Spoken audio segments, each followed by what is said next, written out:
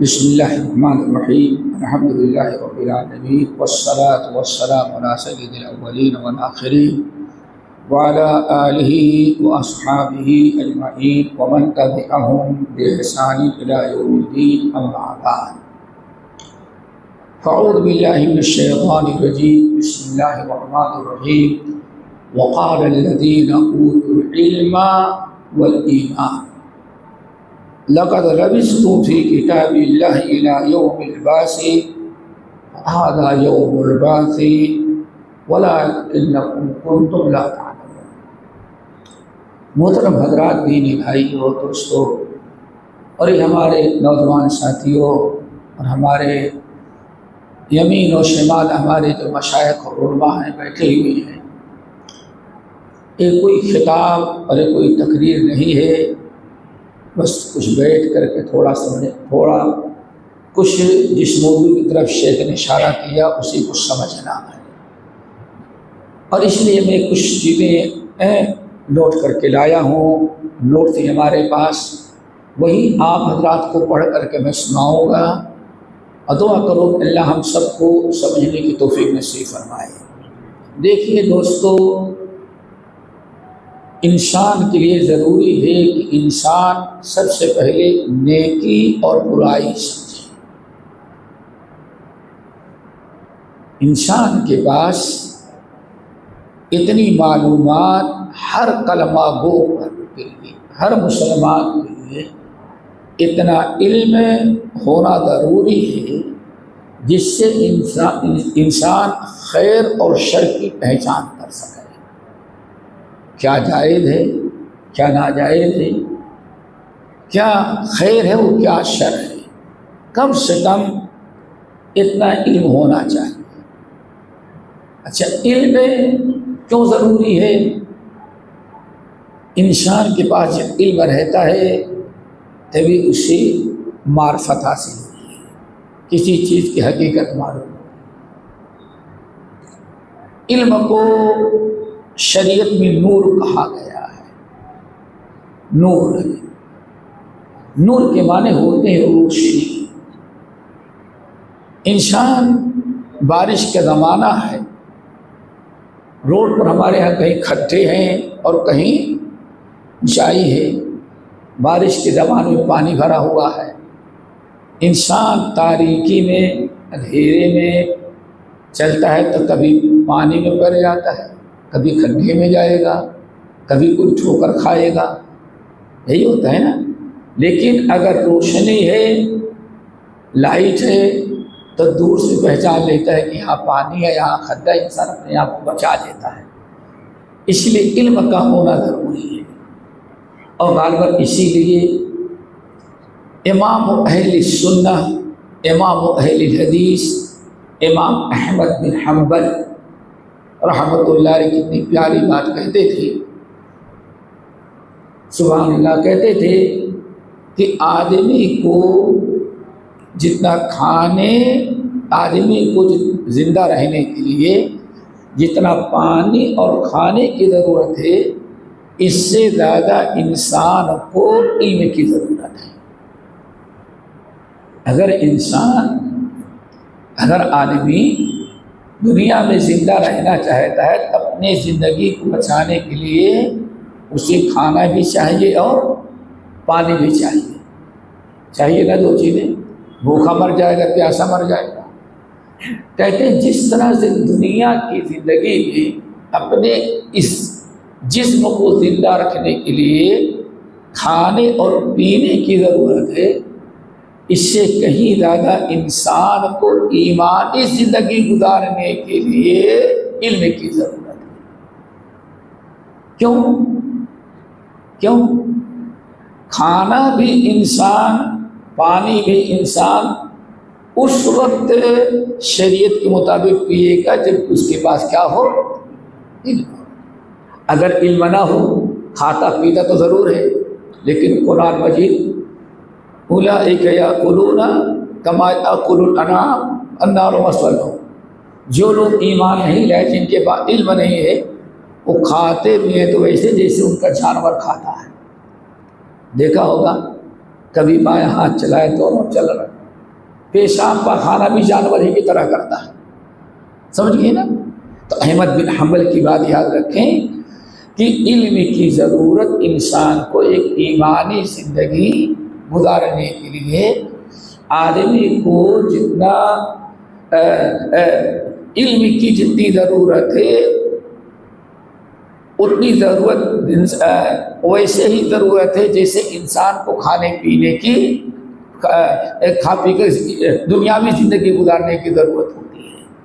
اسی لیے امام ابن القیم رحمۃ اللہ علیہ کا نام سنا ہوگا، انہوں نے بڑی اچھی بات کہی، کہتے ہیں انسان کو اللہ نے کس سے پیدا کیا؟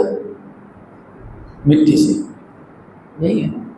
ہمارا آپ سب کا جسم کس سے بنا ہوا ہے؟ مٹی سے۔ تو اس جسم کو زندہ رکھنے کے لیے مٹی سے پیدا ہونے والی چیزوں کی ضرورت ہے۔ کیا خیر ہے؟ کوئی ایک چیز بتاؤ جو مٹی سے آسمان سے اترتی ہو، تمہاری آسمان سے بارش اترتی ہے، آپ کے ہاتھ سے سنترے اور موسمی کا کیلا اور کیا کہتے ہیں اس کی ہے، کیا خیال ہے؟ ساؤتھ انڈیا چلے جائیں، ساری زندگی چاول اور ناریل پر ہے، وہ بھی کہاں سے؟ ہمارے یہاں نارتھ چلے جائیں تو گندم اور ارہر کی دال کی ضرورت ہے۔ آپ دیکھیں گے ایک انسان کو اللہ نے مٹی سے پیدا کیا، تو اس مٹی والے جسم کو زندہ رکھنے کے لیے مٹی سے اور اللہ نے روح کو اپنے سے پیدا کیا ہے۔ کیا کیا ہے؟ روح۔ وَيَسْأَلُونَكَ مِنْ الرُّوحِ قُلِ الرُّوحُ مِنْ أَمْرِ رَبِّي وَمَا أُوتِيتُم مِنَ الْعِلْمِ إِلَّا قَلِيلًا۔ پوچھتے ہیں روح کیا چیز ہے؟ ان سے کہتے ہیں اللہ روح کا مالک ہے، اس سے زیادہ دنیا میں کسی کو علم نہیں کہ اس کی حقیقت معلوم کر سکے۔ اب یہ روحانی زندگی جب روح اللہ نے پیدا کیا تو اس روحانی زندگی کی غذا بھی زمین میں نہیں، کہاں ہے؟ اوپر ہے۔ وہ کیا ہے؟ کتاب و سنت۔ قرآن کہاں سے آیا؟ آسمان سے۔ سنت کہاں سے آئی؟ آسمان سے۔ تو روح ہے تو اس روح کو زندہ رکھنے کے لیے دینی روح، اس روح کو باقی رکھنا ہے تو اس کی غذا بھی کہاں سے آتی ہے؟ آسمان سے۔ یعنی کتاب و سنت کی شکل میں کہتے اسی لیے علم کا ہونا، کتاب و سنت کا علم ہونا، اس روح کو زندہ رکھنے کے لیے، ایمانی روح کو باقی رکھنے کے لیے کتاب و سنت کا علم ہونا بہت ہی ضروری ہے۔ اسی لیے نبی علیہ السلام نے ارشاد فرمایا الدنیا کلھا ملعونہ، الدنیا کلھا ملعونہ، پوری کی پوری دنیا سب ملعونہ ہے، لعنت سے۔ کیا ہے؟ ملعونہ۔ کہتے ہیں نا فلاں آدمی ملعون ہے۔ آواز صاف ہے؟ آواز صاف ہے؟ آواز صاف ہے؟ تو ملعونہ، الدنیا کلھا ملعونہ، ساری دنیا جو ہے ملعونہ ہے۔ صرف 4 چیزیں ہیں جو ملعونہ نہیں ہیں۔ الدنیا کلھا ملعونہ، ترمذی وغیرہ کی روایت، ترمذی کی، احمد کی، بہقی کی، اے لوگو الدنیا کلھا ملعونہ، دنیا پوری کی پوری ملعونہ ہے۔ کیا مطلب ہے؟ ملعونۃ اے مبعدۃ عن اللہ، دنیا کی ہر چیز انسان کو اللہ سے دور کرنے والی ہے۔ کیا خیال ہے؟ سب سے زیادہ پیار کس کو ہوگا؟ آپ کس سے ہوتا ہے؟ آپ کو کس سے ہوتا؟ اولاد سے، مال سے۔ لا تلہکم اموالکم ولا اولادکم، لیکن فرمائے تمہارے دشمن ہیں، ہاں، بیوی بھی، مال بھی، یہ سب تمہارا عدو اللہ، تمہارے دشمن ہے، فاحذروا ان سے بچ کر کے رہو۔ کیا دشمن ہے؟ دشمن کس کو کہتے ہیں؟ جو آپ کو نقصان پہنچائے۔ آپ کی گاڑی کا شیشہ توڑ دے، آپ کے گھر پہ پتھر مار دے، آپ کو جو نقصان پہنچائے وہی آپ کا دشمن ہے۔ اگر کوئی انسان ہوشیار نہ رہے، اس کے بیوی بچے دور سے دین سے ہٹا کر کے جہنم کا مستحق بنا دے، اس سے بڑا دشمن کیا ہو سکتا ہے؟ دشمن کا مطلب نقصان پہنچانے والا۔ اسے فرمایا تمہاری بعض بیویاں، سب نہیں، بعض بیویاں اور تمہارے بعض بچے یہ تمہارے دشمن ہے، ذرا ان سے ہوشیار رہنا۔ اب آپ بتائیں، اسی چیز کو اللہ نے فرمایا الدنیا کلھا ملعونہ، لوگوں دنیا کی ہر چیز تمہیں اللہ تعالیٰ سے دور کرنے والی ہے، آخرت سے دور کرنے والی ہے۔ صرف 4 چیزیں ہیں جو انسان کو اللہ کے قریب کرتی ہیں۔ الدنیا کلھا ملعونہ، پوری دنیا کی ہر چیز انسان کو اللہ سے دور کرتے ہیں۔ 4 چیزیں ہیں، صرف 4 چیزیں دنیا میں ہیں جو انسان کو اللہ کے قریب کرتے ہیں۔ نمبر 1 عالم، کون؟ عالم اللہ کے قریب کرتا ہے۔ وہ کیسے؟ بھولا بھٹکا شرک و بدعت ضلالت گمراہی میں ہے۔ ایک عالم دین آپ کو اللہ کے اطاعت و فرمانبرداری کا اجر و ثواب سنا کر کے، گناہوں کا عذاب سنا کر کے، آپ کو سمجھا کر کے، بجھا کر کے اللہ کے قریب کر دے، جنت کا مستحق بنا دے، اس سے بڑی نعمت کیا ہو سکتی ہے؟ آپ بات سمجھ آ گئی؟ عالم او متعلم، یا طالب علم۔ کیا؟ طالب علم۔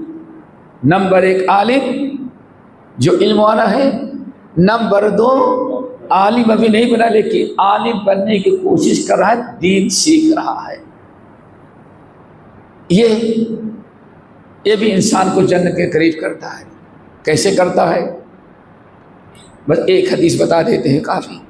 نبی علیہ السلام کے زمانے میں ترمذی کی اور بہقی کی حدیث، 2 بھائی تھے، دونوں بھائی جو تھے، ایک صبح ہوتی نبی علیہ السلام کے پاس آ کے بیٹھ جاتا، قرآن یاد کرتا، آپ کی حدیثیں سنتا، ان کو یاد کرتا، آپ کے فتح بھی یاد کرتا، آپ کی خدمت کرتا۔ جب اللہ کے رسول اندر گھر چلے گئے سونے کے لیے تو چلا جاتا، بیوی بچے انتظار کر رہے ہیں، حضرت آ کے کہاں بیٹھ گئے۔ دوسرا بھائی بڑا شریف طبیعت کا تھا، وہ سوچتا اس کو تو نہ بیوی کی فکر ہے، نہ بچوں کی فکر ہے، نہ اپنے روزی روٹی کی فکر ہے، آ کے بیٹھ جاتا ہے۔ چلو کم سے کم اس کے بچے ہمارے بھتیجے ہیں، بھتیجیاں ہیں، ہمارے اپنے ہیں، اس کی بیوی ہماری بھابھی ہے۔ بہت کچھ سوچا تو اپنا کام کرتا اور اس کی کھیتی کے بھی کام کر لیتا تھا، ٹھیک ہے نا، اپنا کام کرتا اور اس کا بھی کام کرتا، اپنے جانور کو چارہ ڈالتا تو اس کے بھی بھائی کے جانور چارہ دے کے رسی توڑ کے پہنچنا چاہتے، بھائی کے جانوروں کو بھی چارہ دے دیتا، بازار سے سودا سلوک خریدتا تو اپنے بھتیجوں کی لے کر کے آتا۔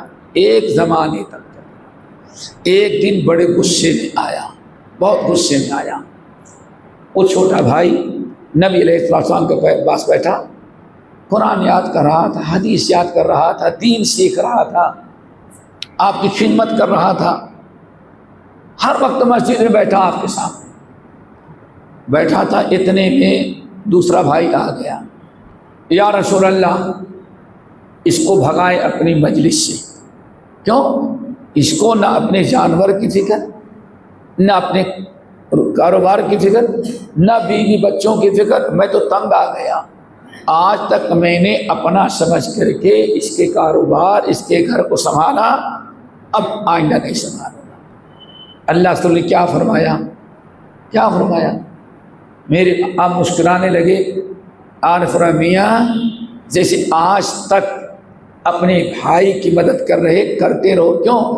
لعلک ترزق بھی، تمہیں نہیں پتا ہے اسی کی برکت سے اللہ تمہیں رزق دے رہا ہے۔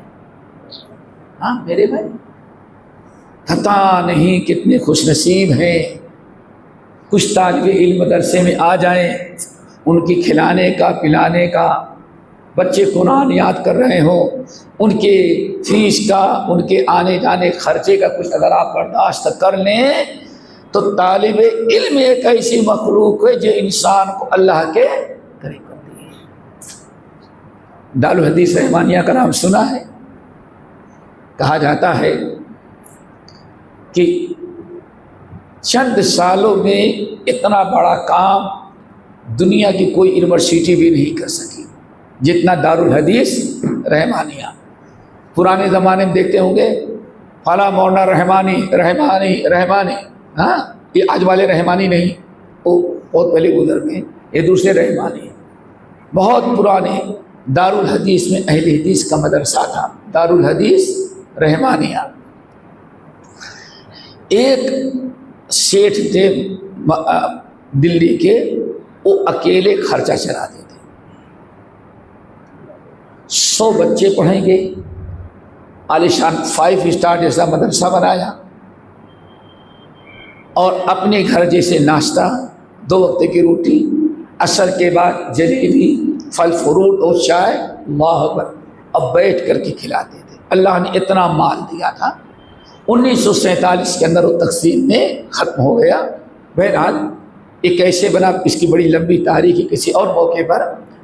وہاں اتنے بڑے عالم، ذرا سوچیں، ایک انسان اکیلا 100 بچوں کی کفالت، کھلانے کا، پلانے کا، رہنے کا، سارے مدرسین کی تنخواہ، کبھی چندہ نہیں لی، اکیلے چلاتے تھے۔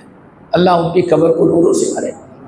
کتنے بڑے آدمی ہیں، وہ دلی کے سب سے مالدار آدمی تھے۔ کیا کی، ایک دن انہوں نے کھانے کے لیے ڈائننگ روم بنایا، ڈائننگ روم ہوتے ہیں نا، کھانے کا ہال، دسترخوان بچھتا، بچے، باورچی، نوکر دسترخوان بچھا دیتے، کھانا پانی رکھ دیتے۔ اس کے بعد اعلان کیا تھا بچے کھانا کھانے کے لیے ہاسٹل میں جائیں۔ بچے کھانا کھاتے، بچے کھا کے چلے جاتے، تو ایک مرتبہ باورچی نے جب اندازہ لگایا کہ بچے کھا کے چلے گئے ہوں گے، اب پلیٹ اٹھانے کے لیے آیا تو دیکھا کہ ناظم صاحب جو ہیں، اتنے بڑے مالدار ناظم صاحب جو اکیلے مدرسہ چلا رہے تھے، دولت کی ریل بیل، پوری دنیا میں کاروبار پھیلا ہوا، اپنے آفس سے چپکے نکلے اور آ کر کے دسترخوان میں بیٹھ گئے۔ باورچی آیا، دروازہ کھول کے جیسے اندر داخل ہوا، دیکھا تو وہ شیخ مدرسے کے جو ذمہ دار تھے ناظم صاحب، وہ بچوں نے اگر کھاتے وقت کہیں 2-4 چاول چھوڑ دیا ہے پلیٹ میں تو اس کو اکٹھا کر کے کھا رہے ہیں۔ طلبہ ہے، یہ بہت بڑی نعمت ہے، کھا رہے ہیں۔ پتہ چلا کہ بچوں نے بوٹی کھائی اور ہڈی میں کوئی گوشت نہیں دیا ہے۔ اتنا بڑا شیخ اور مالدار ہڈی چوس رہا ہے اور وہ گوشت کھا رہا ہے۔ باورچی دیکھتا ہے کہ کہیں روٹی کا ٹکڑا ہے، اٹھائے، بچوں کو جھوٹا کھا لے رہے ہیں۔ ایک دن دیکھا، سوچا کہ شاید گھر میں جھگڑا ہوگا میاں بیوی کا، نوکروں کو پتہ نہ چلے، اس لیے چپکے سے آ کے کھا لیتے۔ دوبارہ دیکھا، چہبارہ دیکھا، جب کئی بار دیکھا تو اس نے جا کر کے جو صدر مدرس تھے یو پی کے، وہاں پڑھاتے تھے، آ کے صدر مدرس سے بتایا کہ شاید کہ ناظم صاحب کے گھریلو معاملات بہت ناگوار ہیں، گھر میں کھانا نہیں کھا رہے ہیں۔ کہا کیسے پتہ چلا؟ کہا 3-4 دن سے دیکھتے ہیں بچے جب چلے جاتے ہیں طلبہ اپنے روم میں تو ڈائننگ روم میں آ کر کے بچوں کو جھوٹا کھاتے ہیں اور پھینکی بھی ہڈیاں چوستے ہیں۔ اللہ اکبر۔ پتہ لگایا نہیں رہا گیا تو صدر مدرس بند کمرے میں گئے اور ناظم صاحب سے پوچھا، ناظم صاحب ہم ہیں اور آپ ہیں، تیسرا اللہ ہے، کوئی نہیں جانتا، کیا بات ہے؟ آپ کے ہاں گھریلو کچھ مسائل کھڑے ہیں، ناراض ہیں گھر والوں سے، بیوی بچوں سے آپ غصہ ہے؟ کہا کیا ہوا؟ کہا کہ 3-4 مرتبہ باورچی دیکھا کہ آپ بچوں کا جھوٹا دسترخوان بجا کر کے کھاتے ہیں، یہاں تک کہ ان کی پھینکی ہوئی ہڈیاں بھی چوستے ہیں آپ۔ سر نیچے اٹھائے اور کہا کہ الحمدللہ کوئی جھگڑا گھر میں نہیں، نہ بیوی کا ہے، نہ ساس بہو کا ہے، نہ نوکر، کوئی جھگڑا ہے ہی نہیں ہے۔ بات صرف یہ ہے کہ ان طلباء کو، علماء کو دیکھتا ہوں، ان کے فضائل سنتا ہوں تو سوچتا ہوں کاش ہمارا باپ ہم کو عالم بنایا ہوتا، کاش ہم عالم ہوتے، شیخ نہ ہوتے بلکہ کیا ہوتے؟ عالم ہوتے ہیں۔ تو عالم تو نہیں بن سکتے، تو یہ ہم نے سنا ہے طلباء جو ہیں اللہ کے رسول کے مہمان ہیں تو جھوٹا نہیں کھاتے، میں اللہ کے رسول کے مہمان کا جھوٹا کھاتا ہوں، شاید کہ اللہ مجھ کو بھی کچھ دے دے۔ یہ ہے میرے بھائی کیا؟ عالم اور متعلم۔ اللہ کا نمبر 3 ذکر، نمبر 4 وہ چیزیں جو اللہ تعالیٰ کو بڑی محبوب ہیں۔ تو دوستو علم ہی وہ چیز ہے جس سے انسان اللہ کو پہچانتا ہے، توحید کو پہچانتا ہے۔ ہر چیز دنیا سے آپ کو دور کرے گی، لیکن علم اگر آپ کے پاس ہے تو علم ہی آپ کو اللہ کے قریب کرتا ہے۔ اور نمبر 2 ایمان تو رکھتے ہیں آپ لوگ، ایمان تو ہے نا؟ ایمان تو ہے نا؟ آپ نے کبھی سوچا کہ ہم کو پہلے دین سیکھنے کی کتنی ضرورت ہے، علم کی کتنی ضرورت ہے؟ آپ سوچیں۔ اللہ رب العالمین قرآن مجید میں دوستو، اللہ تعالیٰ رب القرآن مجید میں آپ بتائیں کہ سب سے بڑی نیکی کیا ہے بیٹے؟ سب سے بڑی نیکی ایمان باللہ، ایمان باللہ۔ پوچھا یا رسول ای الاعمال افضل، سب سے بہترین عمل کیا ہے؟ اپنا ایمان باللہ، اللہ پر ایمان رکھنا سب سے افضل عمل۔ اللہ نے اسی ایمان کے ساتھ قرآن میں علم جوڑ دیا ہے، یعنی ایمان اور علم دونوں کو اللہ کے رسول اللہ نے ایک ساتھ بیان کر دیا۔ بات سمجھ آ رہی نا؟ ایمان اور علم، اس سے پتہ چلتا ہے کہ ہاں ایمان کا بڑا گہرا تعلق کس سے ہے؟ علم سے۔ کیوں؟ اگر علم نہ ہو تو ایمان بھی کسی کام کا۔ وَهُمْ يَعْلَمُونَ سورۃ محمد کی آیت، ایمان اس کا مقبول ہے جو علموں کے روشنی میں ہو، علم کے روشنی میں ہو۔ اب قرآن مجید کی آیات سنیں دوستو، آج علم سیکھنے میں کتنی کوتاہی، بلکہ اشارہ کریں آپ کو تو کم ہے، اس اسٹیج پر آ کر کے رٹی رٹائی چند تقریریں کر دینے کا جتنا شوق ان کو تقریر کا ہے، لیکن کاش کہ ان کو پہلے ایمان کے بعد علم کا شوق پیدا ہوا ہوتا۔ کیا کبھی کسی عالم کے پاس بیٹھ کر علم حاصل ہوا؟ کبھی آپ اس نے اس میں سیکھا؟ اللہ کو ذرا سوچو۔ پہلی آیت قرآن مجید کی ہے، آپ کو ہم پڑھ کر کے سناتے ہیں۔ اللہ اکبر۔ سورہ روم کی آیت نمبر 56 ہے۔ فرمایا وقال الذین اوتوا العلم والایمان، قیامت کے دن کہیں گے ایمان کے ساتھ علم کی ضرورت ہے۔ وقال الذین اوتوا العلم والایمان، اور کہیں گے قیامت کے دن وہ لوگ جن کو اللہ نے علم اور اللہ اکبر اگر کوئی شخص علم سیکھنے سے کترا رہا ہے، علم سیکھنے میں لاپرواہی کر رہا ہے، تو سمجھو کبھی اس کا ایمان درست نہیں ہو سکتا۔ وقال الذین اوتوا العلم والایمان، قیامت کے دن کہیں گے اللہ تعالیٰ کے سامنے وہ لوگ گواہی دیں گے، کون؟ جن کو جن کے پاس علم اور ایمان تھا۔ نمبر 2 سورۃ المجادلہ کی آیت، یرفع اللہ الذین آمنوا منکم والذین اوتوا العلم درجات۔ اللہ درجات کس کے بلند کرتے ہیں؟ اس شخص کے جس کو اللہ نے ایمان کے ساتھ علم دیا۔ اللہ اکبر۔ یرفع اللہ الذین آمنوا منکم والذین اوتوا العلم درجات۔ آپ ذرا سوچیں کہ علم کا کتنا گہرا تعلق کس سے ہے؟ ایمان سے۔ علم اور ایمان یہ دونوں جڑواں ہیں۔ ایمان آدمی کی کبھی محفوظ نہیں رہ سکتا جب تک کہ ایمان نہ سیکھے، ایمان کے ساتھ علم نہ ہو اس کے پاس۔ جب آپ نے سن لیا تو ایک اور واقعہ پڑھ کے سناتے ہیں آپ کو۔ اتنی باتوں سمجھ میں آ گئی ہے؟ سب سے بڑا فتنہ، اور فتنہ تو میں کوتاہی، لاپرواہی جو آج ہو رہی ہے، کلمہ تو پڑھ لیتے لیکن ہم دین سیکھنے کے لیے کوشش نہیں کرتے۔ دین سیکھنے کم سے کم درسوں میں تو بیٹھیں، پروگرام میں تو شامل ہوں، علماء کے پاس تو بیٹھیں۔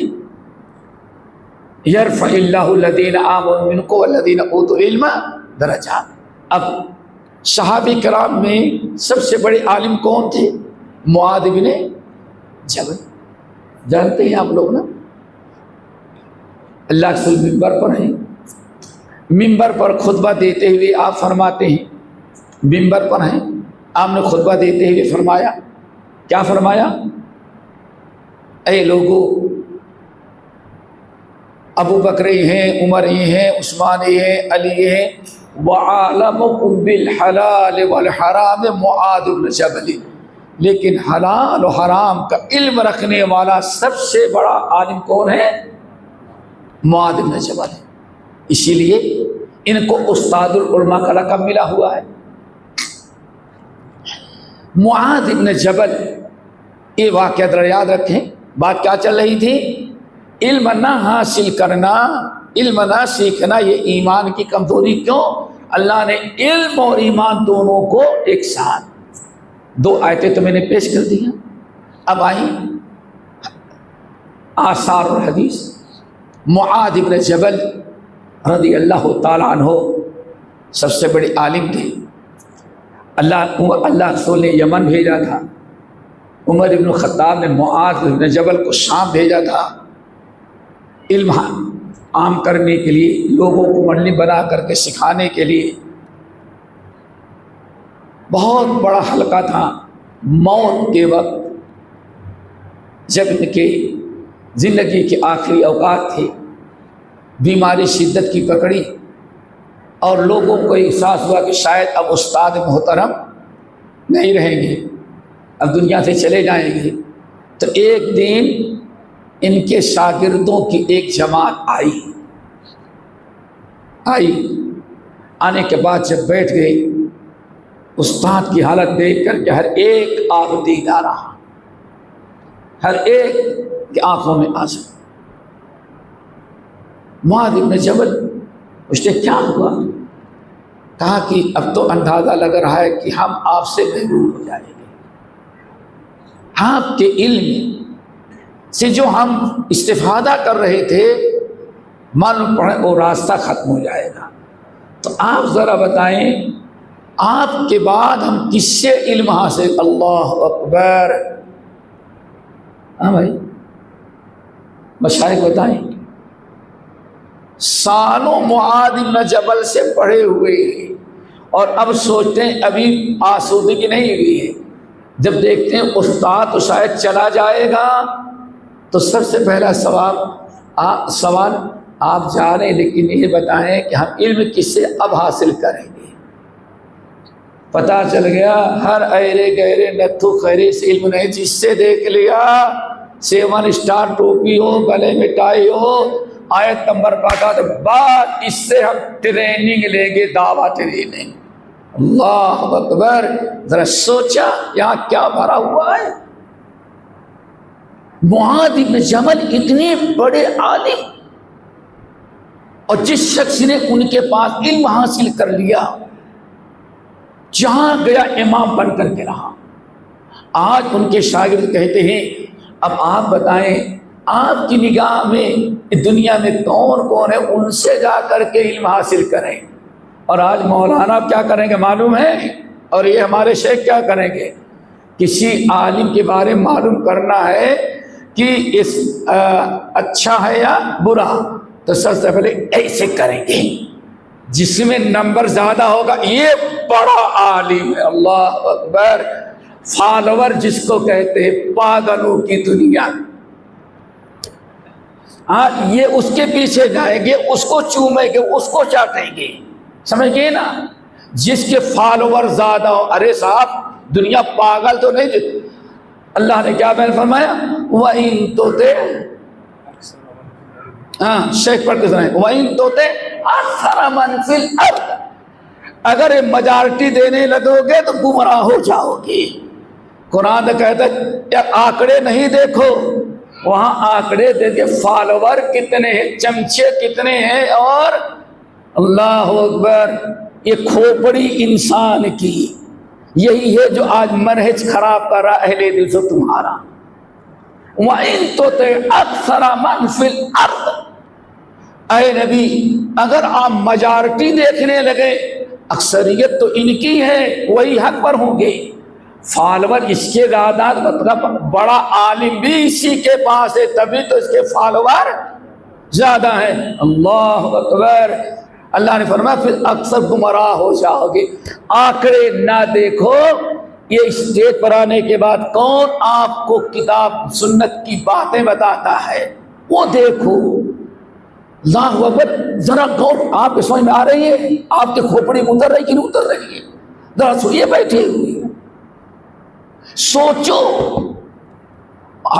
हजरत मुआद इब्न जबल के शागिर्द हो, हर एक शम्स सूरज और सितारे के मानिंद हो, लेकिन अल्लाह अकबर उस्ताद जा रहा है तो अब किससे और इल्म हासिल करें? जरा आप बताएं। उस्ताद से रहनुमाई ले रहे हैं। पता चल गया अगर मनहजे सलफ कोई चाहता है तो आंकड़ा ना देखे, पहले उलमाए रब्बानी से पूछ ले उनके बारे में क्या ख्याल है, उनसे इल्म ले सकते कि नहीं ले सकते, उनके दर्स में जाए या ना जाए। फॉलोवर तो बहुत हैं मेरे भाई, आई बात समझिए ना। हजरत मुआद इब्न जबल के शागिर्दों ने क्या कहा? अल्लाह अकबर। आप बताएं कि आपके बाद हम मजीद इल्म हासिल करने का भी शौक है तो किसके पास जाए? अल्लाह अकबर। उस्ताद भी अमानतदार था, उसको मालूम था कि इल्म किससे लेना चाहिए और किससे सही इल्म मिलेगा। अगर हम ये कह देंगे तो कहेंगे बहुत तंग नगर हैं, ये शिद्दत पसंद है और इनको गुस्सा क्या नहीं, इनको हसद है। हमें हसद करने की क्या ज़रूरत है भाई? हम तो आपकी इस्लाह चाहते। क्या मुआद इब्न जबल के शागिर्दों को हसद था? नऊज़ बिल्लाह, मुआद इब्न जबल को हसद था। अल्लाह अकबर। ज़रा सोचो। तो उन्होंने कहा अच्छा बैठाओ हमको। अल्लाह अकबर। बैठ नहीं सकते थे ना, लेटे थे, लेटे हुए, उठने बैठे थे, मजबूर हो गए। कहा कि बैठाओ हमको, बैठाओ। शागिर्दों ने बैठाया, पीछे टेक लगा करके बैठा दिया। जब बैठ गए तो कहा कि अल्लाह अकबर, फल तमसुल इल्मा इंद अरबा। कितने? इंद अरबा। कहते हैं कि अगर तुम मशवरा ले रहे हो कि किससे इल्म लें आपके बाद, ये भी तो कह सकते थे भाई हम जिम्मेदार हैं, जिनको तुमको जो पसंद है उनके पीछे चले जाओ। नहीं, उस्ताद की जिम्मेदारी है। और आज एक बात और बताएं, ये हमारे मशाइख बैठे हैं और आज हमारे दीनी मदारिस में भी यही बहुत बड़ी कमी आ गई है। استاد سمجھتا ہے ہمارا کام درس دے دینا ہے بس، اس کے بعد ہماری اور کوئی ذمہ داری، برا تو لگے گا آپ کو، لیکن آج یہی ہو رہا ہے۔ سب سے بڑی ذمہ داری دینی مدارس کے اساتذہ کی ہے۔ وہ آج سمجھتے ہمارا کام صرف پڑھا دینا ہے، پڑھا دینا ہے، کونوا ربانیین۔ قرآن کہتا ہے تم مدرس بھی ہو اور ان کے عقیدے کی، اخلاق کی تربیت بھی تمہیں کرنی ہے۔ کیسی تربیت ہوتی تھی ہمارے تقسیم کے بعد، ہند پاک کے تقسیم کے بعد جس رحمانے کا میں نے تذکرہ کیا وہ لٹ گیا، ختم ہو گیا۔ وہاں کے صدر مدرس جو تھی مولانا محمد نذیر احمد رحمانی رحمۃ اللہ عملوی، جنہوں نے اہل حدیث و سیاست کتاب لکھی، اللہ اکبر، دربھنگہ احمدیہ سلفیہ مدرس، رحمانیہ مدرس، دہلی رحمانیات مدرس، اور جامعہ سلفیہ بننے کے پہلے درس شروع ہونے کے پہلے اللہ نے اٹھا لیا۔ ہونا شاید کہ سب سے بڑے مدرس وہی ہوتے کس کے؟ رحمانی۔ یہ جب رحمانیہ میں پڑھاتے تھے شیخ، تو ایک دن باہر جا رہے تھے تو ایک طالب علم ملا، اس کے سر پر ٹوپی نہیں تھی۔ کیا نہیں تھی؟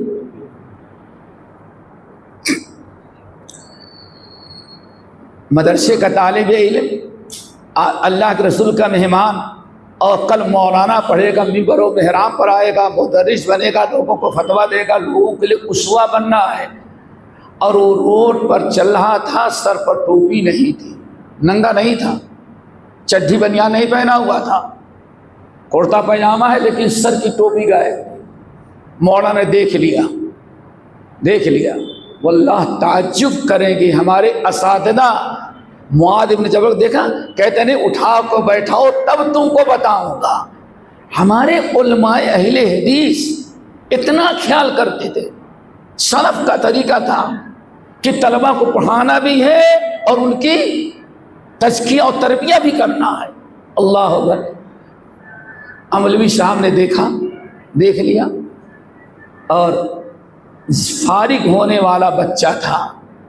جب سالانہ امتحان ہوا، پاس تو ہو گیا، تو فضیلت کی سرٹیفکیٹ دینے کی باری آئی تو اللہ تعجب کریں گے مولانا عملوی نے دستخط کرنے سے انکار کر دیا، دستخط نہیں کی۔ سمجھ نہیں نا؟ بچے کی سرٹیفکیٹ پر دستخط کیوں نہیں کیا؟ کہ آج یہ کل ممبر پر چڑھے گا تو لوگ کہیں یہ وہی مولوی ہے نا جو سنیما دیکھتا تھا اور بغیر ٹوپی کے بازاروں میں گھومتا تھا۔ میں علماء کو بدنام نہیں کرنا چاہتا، یہ کل کہے کہ میں ان کا شاگرد ہوں، نہیں دستخط کی۔ کتنا آج کو کیا کہتے ہیں؟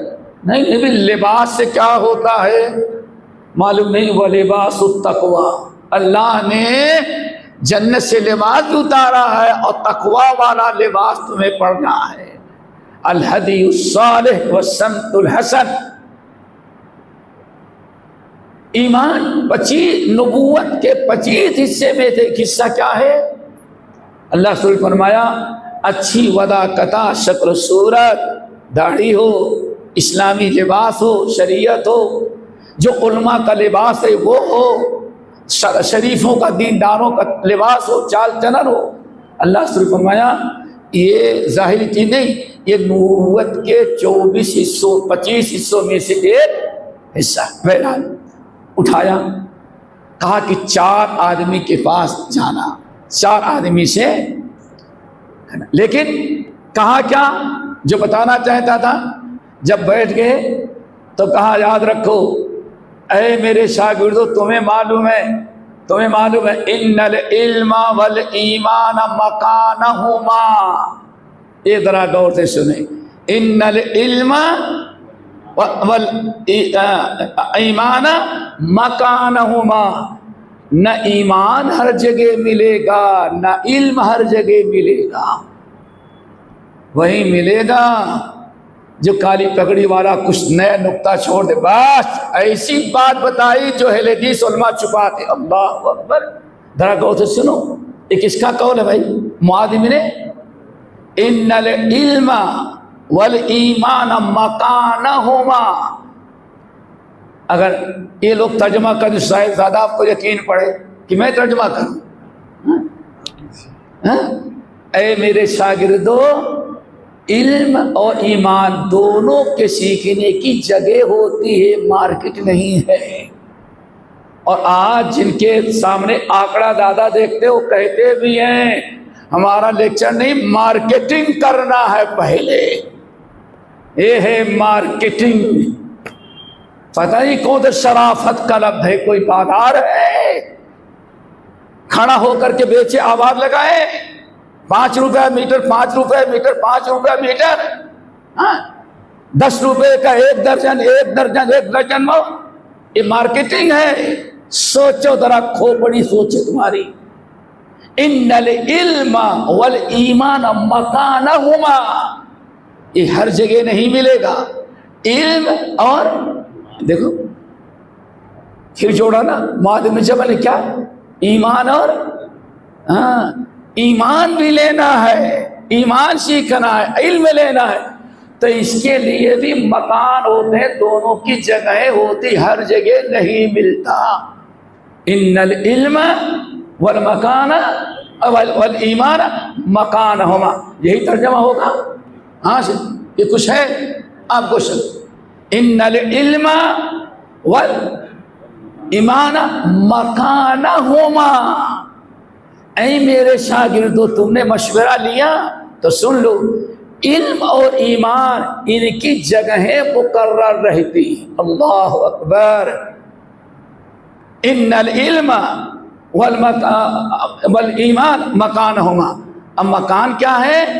تو کہا کہ اگر تم علم کو حاصل کرنا ہے، مدل تماسہما، اگر کوئی علم اور ایمان دونوں حاصل کرنا چاہتا ہے تو مارکیٹنگ نہیں چاہیے، اس جگہ جاؤ، ان کے پاس جاؤ. وہ کیا ہے؟ وہ تو میری نگاہ میں ابھی اند اربع 4 عالم ہیں، ان کے پاس جاؤ. کیا خیال ہے بیٹے؟ آج میں کہہ سکتا ہوں ایسی بات نہیں، یہ تنگ نظر ہے، ان کو ہماری ترقی دے کے ان کو حسد ہے. معاذ بن جبل کو کیا حسد تھا ظالموں، ان کو کیا حسد تھا؟ ذرا سوچو میرے نوجوانوں. ایسا نہیں آنکڑے جس کے یوٹیوب پر زیادہ ہو وہی اس کا عالم اسی سے دین و ایمان حاصل کریں، اور جو کہہ رہا سب سچ ہی کہہ رہا ہے. کسی عالم سے دیکھیں کیا سچ کہہ رہا ہے کیا غلط کہہ رہا ہے. ان العلم والایمان مکانہما. پھر انہوں نے کہا ان کی جگہ جو ہے میرے نگاہ نزدیک وہ 4 ہے. ان اربعۃ رہتے، 4 آدمی ان کے پاس جاؤ. کتنے ہیں؟ 4. نمبر 1 عند اویمر ابو الدرداء رضی اللہ تعالی. کسی کے پاس جانا؟ ابو الدرداء، جن کو معلم دمشق بنایا گیا ہے اس علاقے کے. نمبر 2 وعند سلمان الفارسی، سلمان فارسی کے پاس جانا. کیوں؟ جن کے متعلق اللہ کے رسول نے فرمایا اے لوگو سلمان کی عزت اور مقام اس کا علم سمجھو. تم تو مکے سے مدینہ ہم کو ڈھونڈتے ہوئے آئے، یہ فلاں علاقے سے آ گئے اور یہ طائف سے آئے ہمارے پاس سیکھنے کے لیے، لیکن اگر اللہ ہم کو ثریا ستارے پر نبی بنایا ہوتا تو علم سیکھنے کے لیے، ایمان اور علم سیکھنے کے لیے ہمیں ڈھونڈتے ہوئے سلمان وہاں بھی پہنچ گیا ہوتا. سمجھ گئے نا؟ یہ پھر یہی صحابی ہیں جس کے متعلق اللہ تعالیٰ نے کیا فرمایا؟ سلمان منا اہل البیت.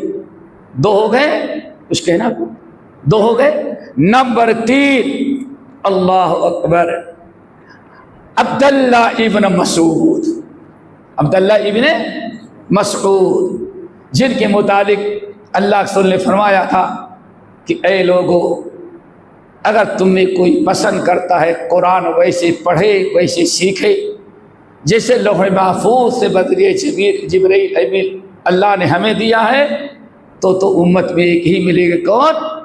عبداللہ ابن مسعود۔ اور معلوم ہے جب ان کی پولیو کی بیماری سمجھاؤ، ان کا پیر ایک خراب ہو گیا تھا، چھپائے رکھتے تھے، اور تو چڑھے اوپر کھجور مسواک توڑنے کے لیے، لنگی اڑ گئی، اور صحابہ نے دیکھا کہ اتنی کمزور، اتنی پتلی داغدار کہ سب ہنسنے لگے۔ اللہ کے رسول فرمایا تم اس کے عبداللہ کے اس عیبدار کمزور پنڈلی کو دیکھ کے ہنسی آ رہی ہے؟ اللہ کی قسم یہ ایسی پنڈلی ہے علم اور ایمان سے بھری ہوئی ہے، اگر احد پہاڑ ایک پلڑے میں رکھا جائے اور عبداللہ کی عیبدار ٹانگ جس کو تم دیکھ رہے ہو ایک پلڑے پر رکھی جائے تو ایمان علم سے بھری ہوئی یہ پنڈلی احد پہاڑ پر غالب آ جائے۔ یہ کون تھے؟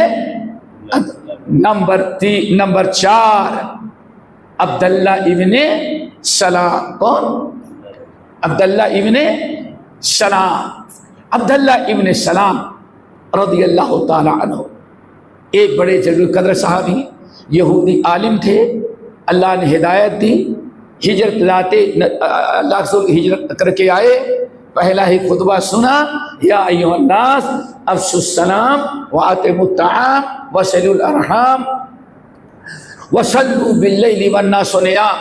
یہ سنا اور ہمیشہ ہمیشہ کے لیے کلمہ پڑھ کے مسلمان ہو گئے۔ عالم تھے۔ تو حضرت معاذ بن جبل نے کہا چوتھا یہ انسان ہے، اس سے علم حاصل کرنا۔ پھر کہتے کیا ہیں؟ عبداللہ بن سلام کو معمولی نہیں سمجھنا۔ لوگوں نے کہا کیوں؟ کہا منبر پر اللہ کے رسول تھے، میں سامنے بیٹھا تھا اور اللہ کے رسول منبر سے اعلان کر رہے تھے کہ اے لوگو عبد السلام من اہل الجنہ، عبد السلام کو جنتی ہونے کی بشارت دی گئی ہے۔ میرے بھائیو، اسی جب آپ نے سمجھ لیا تو ایک بات اور بتاتے ہیں اسی سلسلے میں۔ حضرت ابو سعید خدری، حضرت علی بن ابی طالب اور دیگر صحابہ کرام، یہ لوگ کہا کرتے تھے لوگوں وقت بیکار ضائع نہ کرو، روڈوں پر بیٹھ کر کے، ذرا غور سے سنیں، حاکم، خطیب بغدادی، ابن عبد البر، امام ابو نعیم، یہ بڑے بڑے ائمہ نے اقوال، ابن سعد، بڑے بڑے ائمہ نے قول نقل کیا، جس سے علم حاصل کرنے کی کتنی ضرورت ہوتی ہے۔ کھڑے ہوئے کہا کہ اے لوگو یہ تمہارے سامنے جو بیٹھ کے باتیں کرتے ہو، بات چیت بند کرو، تذاکروا الحدیث، استاد اگر پڑھا دیتا ہے تو آپس میں بیٹھ کر کے اس حدیث کا مذاکرہ کرو، اس کو یاد رکھنے، اس کو سمجھنے کی فکر کرو۔ آگے چونکہ یہی آپس میں بیٹھ کر کے تب ایک دوسرے کو حدیث سنانا، تفسیر بتانا اور درس دینا اور سننا، یہی اصل میں وہ عمل ہے جس سے قیامت تک علم باقی رہے گا۔ دعا کرو اللہ ہمیں اس چیز عمل کرنے کی توفیق نصیب فرمائے۔ دوسری چیز میرے بھائیوں، اور اسی کے بارے میں بتاتے ہیں کہ انسان اگر چاہے تو علماء سو، علماء کیا مطلب؟ جس کا عقیدہ درست نہ ہو، جس کے کردار درست نہ ہو، جس کے معاملات درست نہ ہو، جس کا منہج درست نہ ہو، جس کی سوچ اور جس کی فکر صحیح نہ ہو، گرچہ اسکالر ہو، عالم ہو، مولوی ہو، ایسے انسان سے بچنا بھی اپنے ایمان، اپنے منہج اور اپنے علم کو بچانا بھی ضروری ہے۔ سمجھ رہے ہیں نا؟ یہ نہ کہیں کبھی سننے سے کیا ہوتا ہے۔ ایک بہت بڑے محدث تھے، محدث کیا بس ایسے ہی تھوڑا سا کیا کہتے ہیں، تھوڑا نہیں کوئی بات نہیں، ان کا عقیدہ ان کے ساتھ، ہمارا عقیدہ ہمارے ساتھ۔ اللہ اکبر۔ وہ یہی کہتے تھے، بڑے محدث تھے، حدیث پڑھتی تھی، اپنے آپ پر بڑے خوش تھے. سن رہے ہو نا؟ ہاں. ایک خارجیہ بدعتی عورت تھی، خوبصورت بھی تھی، شادی کا پیغام بھیجی. انہوں نے سوچا کہ بہت اچھا، ہم شادی کر لیتے. بیوی لائے تو کیسے لائے؟ بدعتی لائے. اوپر ہے تو نہیں کوئی؟ اوپر تو کوئی نہیں ہے نا. ٹھیک ہے، اللہ اکبر. ذرا سوچو، شادی کی اتنے بڑے اپنے آپ کو فقی عالم سمجھ رہے ہیں. اللہ اکبر. عمران بن حطان، اللہ اکبر، نام تھا عمران بن حطان. آج رجال کی کتابیں میں ان کا تذکرہ ہے. سیدھے سادے اپنے آپ کو بہت اچھا سمجھ رہے تھے. لیکن ٹھیک ہے بھائی، لکم دینکم، ہماری سلفیت اپنے ساتھ، اس کی اخوانیت اپنے ساتھ، ہمارا کتاب و سنت کا منہج ہمارے ساتھ، ان کے فضائل اعمال ان کے ساتھ، ہماری فکر اپنے ساتھ. کیا بات ہے؟ اگر خلافت کے قائم کرنے کے لیے ہم اسرار احمد کا لیکچر سن لیتے، کیا فرق پڑتا ہے؟ علم سے کیوں منع کرتے ہو؟ اللہ اکبر. اس لیے منع کرتے ہیں کہ کہیں ایسا نہ ہو ہم تو ڈوبے ہیں صنم تجھے بھی لے. کیوں؟ اب ذرا سنو ایسے لوگوں کو کیا حشر ہوتا ہے. دوستو، اللہ تعالیٰ سے ڈرو. معاذ بن جبل قصہ سنا کہ یہ 4 ہیں، ان سے علم حاصل کرنا. پتا چلا کہ ہاں انہی سے علم حاصل کرو جن کے پاس سب کچھ درست ہو، جن کا حلقہ اچھا ہو. اللہ. عمران بن حطان، لوگوں نے منع کیا. جب کہا کہ ہاں ہم فلاں کی لڑکی ہے، اس سے شادی کر رہے ہیں، مشورہ کیا دوست. انہوں نے کہا نہیں، بد عقیدہ عورت کو گھر میں لاتے ہیں، دیندار اچھی لڑکی لے کر کے آئیں، اس کو کیوں لاتے ہیں؟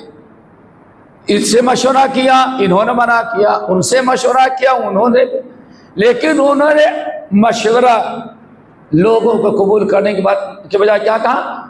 آپ لوگ بہت تنگ نظر ہیں، بہت آپ لوگ سوچ چھوٹی ہے، ہم کریں گے اور اس کو ہم اہل حدیث بنا لیں گے. کیا بنائیں گے؟ آئے گی تو ہم سدھار لیں گے اس کو. بھائی تمہاری مرضی. واللہ مشورہ نہیں مانا. اور اللہ رسول نے کیا فرمایا تھا؟ فَظْفَرْ بِذَاتِ الدِّينِ، نکاح میں لینے کے پہلے دیکھ لینا کہ اس کا دین کیسا ہے. پتہ چلا لانے کے بعد سدھارنے کی بات سدھری ہوئی ہونی چاہیے. فَظْفَرْ بِذَاتِ الدِّينِ، اے نوجوان، شادی کرنا تو مال، حسن و جمال، ذات برادری سے پہلے اس کا دین دیکھ لینا.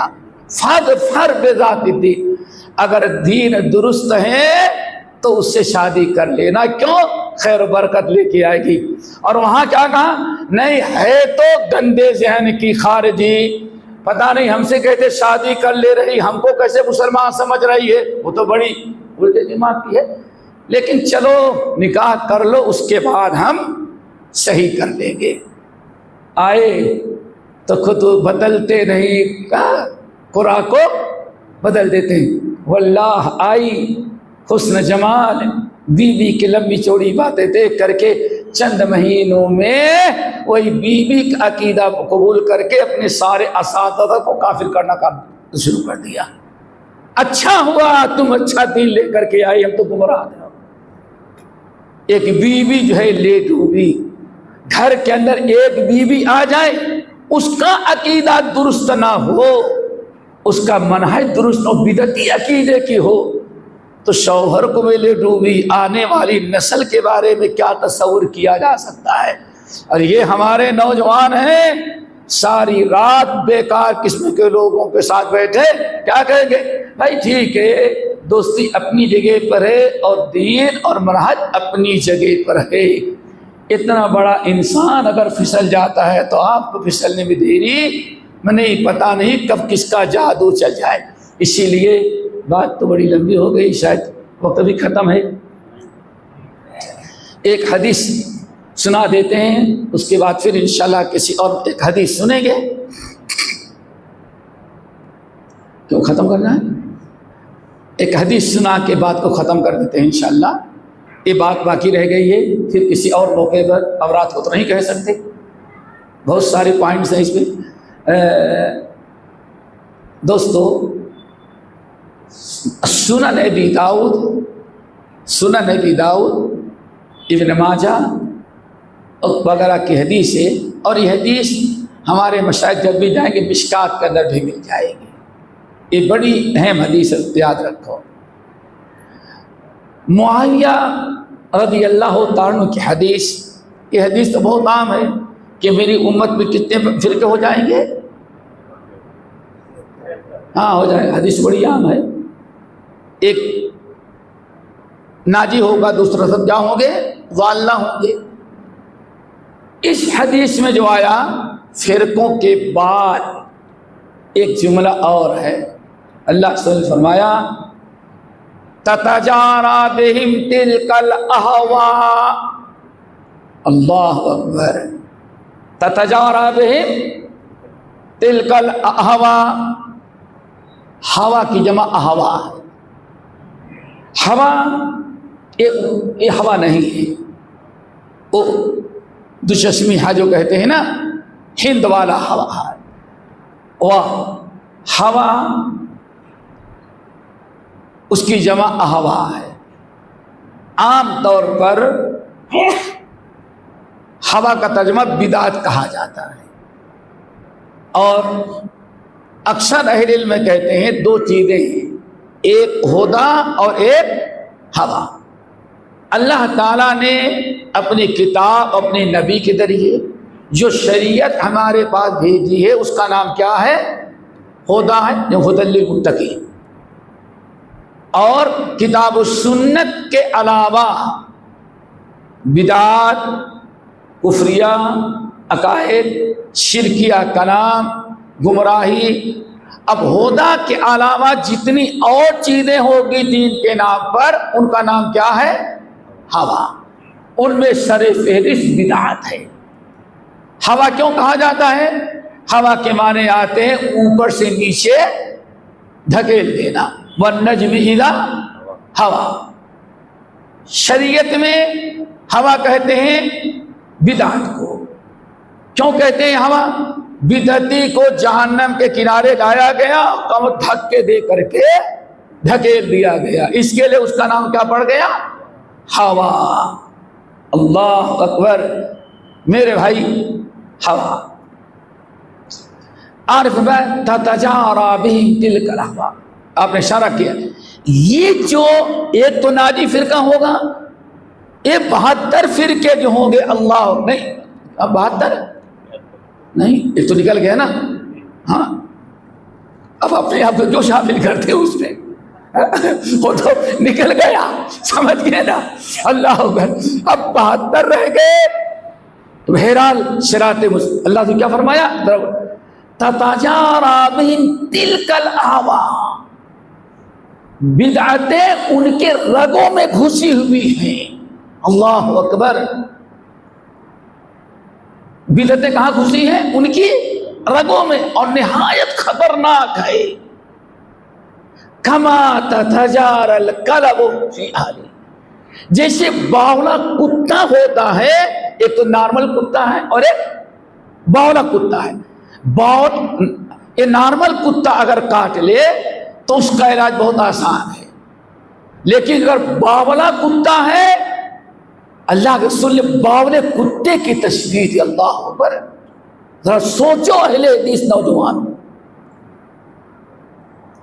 اہل بدعت کو تم واٹس ایپ پر جوڑ لو، ان کے لیکچر سننے لگو. کیا خبر ہے زہر کی پڑیا کبھی آپ کے کیا کہتے ہیں یہاں سب سے اچھا فرق کیا ہے بھائی؟ لڈو کے اندر یا گلاب جامن کے اندر کیا رکھ دیا ہے؟ سوچو نہیں سمجھ، ان سے دور رہنا. اللہ تو کیا فرماتے ہیں؟ تتجارا بہم تلک الاہواء. یہ بدعتیں جو ہیں فرقے، بدعتیں ان کے رگوں میں سرایت کر جاتی ہیں. کیسے؟ جیسے باولا کتا اس کے جسم کے ہر حصے میں کیا ہوتا ہے؟ زہر ہوتا ہے. صرف ایک جگہ نہیں، اس کے باولے کتے کے جسم میں ہر جگہ اس زہر کہتے ہیں نا، زہر پھیل جاتا ہے.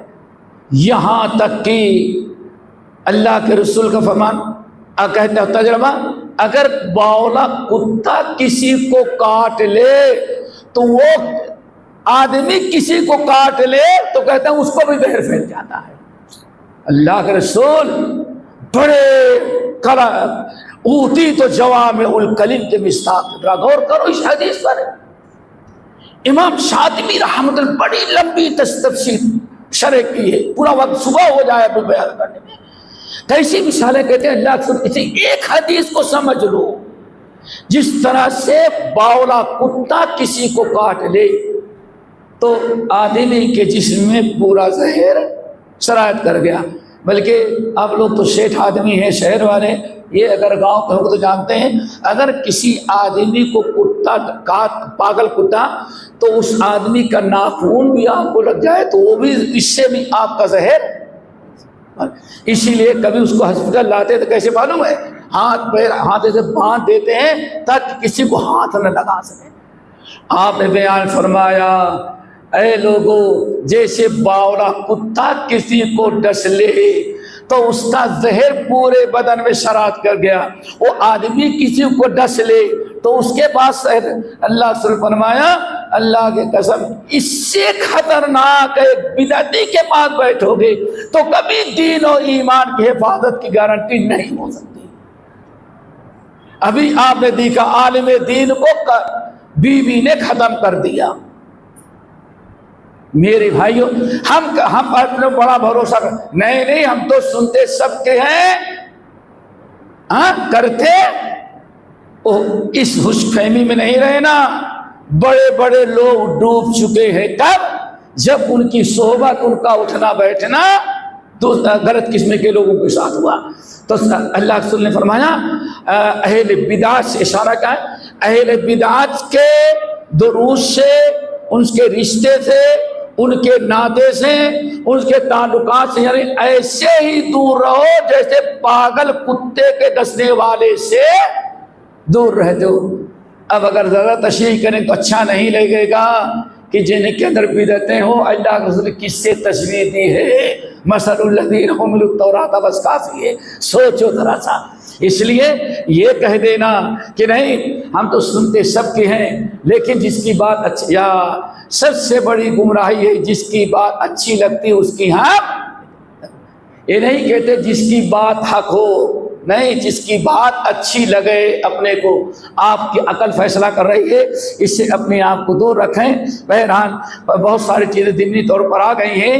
اور ایک چیز اور ہم آپ کو بتائیں کہ آج دعویٰ کے نام پر، اسلام کے دعوت کے نام پر بہت ساری چیزیں ایسی ہیں جن کے کو لوگ دعویٰ کا اصل مرکز سمجھتے ہیں، اصل مقصد سمجھتے ہیں.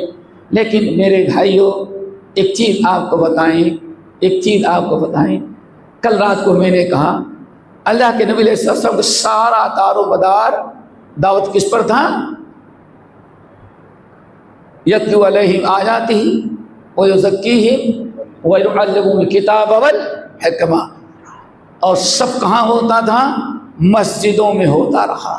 سب کہاں ہوتا رہا؟ مسجد کے صحن میں ہوتا رہا. اب آج دعوت کے نام پر اور بہت سارے راستے لوگوں نے اختیار کر رکھا ہے. اب میرے خیال اس کو چھیڑنے کی بات لمبی ہو جائے گی، لیکن پھر بھی میں یہی کہوں گا کہ انسان کو چاہیے کہ حد الامکان جو بھی ہم نے کہا ہے کم سے کم اہل بدعت اور خرافات کے لوگوں سے بچنا. بلکہ ایک بات بتا کے یہی تاکہ کوئی نہ سمجھے کہ ہم بلا دلیل بات کر رہے ہیں. عمر ابن الخطاب کے قول، اجازت ہے 5 منٹ؟ بس 5 منٹ لیں گے. دیکھیں علماء سو، بد عمل بد کردار، یا سب سے بڑا آدمی کون ہو سکتا ہے؟ دائی جو شرک و بدعت کی دعوت دے رہا ہو. جس کا منہج نہ شروع ہو. کیا خیال ہے آپ لوگوں کا؟ جس کا منہج درست ہو، عقیدہ درست ہو، جس کی سوچ درست ہو، اس سے بڑا منکر کون ہو سکتا ہے؟ شیخ سمجھئے نا. حرم بن حیان العبدی رحمۃ اللہ علیہ کہا جاتا ہے بہت پائے کے عالم ہیں. عمر ابن الخطاب کا شاگرد ہونا ہی کیا کم ہے بھائی. کوئی شخص عمر ابن الخطاب کا ساتھی ہو، شاگرد ہو، اور عمر ابن الخطاب اس کو کسی علاقے گورنر بنا کے بھیجیں، اس سے بڑا کیا ہو سکتا ہے؟ حرم بن حیان کہتے ہیں کہ عمر ابن الخطاب رضی اللہ تعالی عنہ کہ میرا ایک فتویٰ پہنچ گیا. کس کا؟ حرم بن حیان کہتے ہیں خطبہ دیتے ہیں اپنے ماتحتین کو، اپنے شاگردوں تو کہتے ایاکم والعالم الفاسق، اے میرے شاگردوں خبردار خبردار، جو عالم فاسق ہو، بد عمل ہو، بد عقیدہ ہو، وہاں عالم کی بات ہے، یہاں اسکالر کی بات آتی ہے، بردر اور سسٹر اور مسٹر اور کی بات آ جاتی ہے، عالم نہیں، وہاں عالم ہے. ایاکم والعالم الفاسق، کون کہہ رہا ہے؟ حرم بن حیان. یاد رکھنا، کہتے ہیں خبردار، کبھی ایسے عالم کے قریب بھی نہیں جانا جس عالم کا عقیدہ درست نہ ہو، جس کا عمل درست نہ ہو. کیا کہتے ہیں؟ نہیں، اس کا عقیدہ اس کے ساتھ، ہمارا کیا اس سے اثر. سمجھ گئے نا. اچھا اب یہاں ایک چیز اور کہتے ہیں، بتا دیں بھائی، آپ اسکول میں پڑھتے ہیں، آپ کا پروفیسر عیسائی ہے، ہندو ہی چلے گا. ایک ہے دنیاوی تعلیم لینا اور ایک ہے دین سیکھنا. کیا دونوں فرق نہیں ہے؟ اس سے ہم دنیاوی چیز سیکھ رہے ہیں، کالج میں ہندو ہو، عیسائی ہو، کرسچن ہو، ہندو ہو، کمیونسٹ ہو، سب کچھ ہو، دنیاوی تعلیم لے رہے ہیں، اس سے کبھی عقیدہ اور دین نہیں لے رہے. معاملہ یہاں دین کا ہے. ایاکم والعالم الفاسق، میرے قوم کے لوگوں خبردار، کسی بد عقیدہ، بد عمل اور برے عمل کرنے والے فاسق فاجر عالم کے قریب نہیں جانا. ایاکا ایاکا، ایاکا کا مطلب کیا ہوتا ہے بیٹے؟ جانتے ہو؟ ایاکا ایاکا، سامنے کھڈا ہے اور تم ادھر دیکھتے چلے جا رہے ہو اور تمہیں پتا نہیں کہ کھڈا ہے. اب یہ دیکھ رہے تھے، تم غفلت میں ہو اور 2 ہی قدم رہ گئے. اب اگر کہیں او میرے بھائی صاحب السلام علیکم ورحمۃ اللہ، بڑا مہربانی ذرا دیکھ کر کے جائیں، آگے کھڈا ہے، اتنے میں تو آپ تو اس خطرناک چیز سے بچانا تو ایاکا، بچو بچو بچو بچو. اب بچنے کا نام سن کے آپ وہیں ٹھہر جائیں گے. سمجھ گئے نا؟ ایاکا کا مطلب یہ ہوتا ہے، وہ ایاکا نستعین والا نہیں ہے. ایاکا نام تو ایاکا، یہاں ایاکا جو ہے تحذیر کے لیے، وارننگ کے لیے، بچانے کے لیے. ایاکا ایاکا، بچو بچو. کبھی کیا کہیں، ارے سانپ سانپ سانپ، روڈ کراس کر رہے ہیں، مست گھومتے ہوئے موبائل پہ بات کر، اس وقت گاڑی آ رہی، بھائی صاحب السلام علیکم، گاڑی آ رہی، ذرا آگے نکل جائے تو گاڑی مار دے گی. گاڑی گاڑی گاڑی گاڑی، سمجھ گئے نا؟ حرم ایاکا ایاکا، ارے بچاؤ بچاؤ، دور رہو. کس سے؟ بد عقیدہ بد عمل عالم سے. بات ہو گئی. کسی نے یہ شکایت گورنر کی عمر ابن خطاب کو بھیج دی. کوئی کسی کو لاپس نہ پڑی، کہاں بھیج دیا؟ سوچا کہ اب اس کا تبادلہ کروا دیں گے. کیوں؟ بہت تنگ کرتا تھا ہم لوگوں کو، بڑا سخت تھا کاٹ دین میں، اب کوئی بدل کے آئے گا. جیسے عمر ابن الخطاب کے پاس لیٹر پہنچا، عمر ابن الخطاب نے بلایا، میں نے سنا ہے کہ تم نے یہ بات کہی ہے اور لوگوں میں بڑا خلفشار ہے، آپ کیا کہتے ہیں؟ تو کہا کہ ما رأیت الا خیرا، ہم نے ان کی خیر خواہی چاہیے. کہتے ہیں یکون امام یتکلم من العلم، ہم ان لوگوں سے، ایسے امام، ایسے داعی، ایسے مبلغ، ایسے عالم سے منع کیا ہے جو بات تو کرتا ہے لیکن سارے کردار کفریہ، شرکیہ اور فسق و عمر ابن خطاب نے کہا شاباش، آئندہ بھی دیکھنا تو بتانا ایسے لوگوں کو۔ پتہ چل گیا میرے بھائیوں کہ ایک ہی چیز نہیں ہے بلکہ ضرورت بھی ہے کس چیز کی، اسے بچنے کی۔ اللہ تعالیٰ سے دعا کرو اللہ ہم سب کو عمر کی توفیق نصیب فرمائے۔ ہم اپنے ذمہ داروں سے بھی کچھ معذرت چاہیں گے، شاید باتیں لمبی ہو گئی، بات پوری نہیں ہو پائی کسی اور موقع پر، اللہ ہم سب کو عمر کی توفیق نصیب فرمائے۔ اقول قولی ھذا واستغفر اللہ من کل ذنب واتوب الیہ۔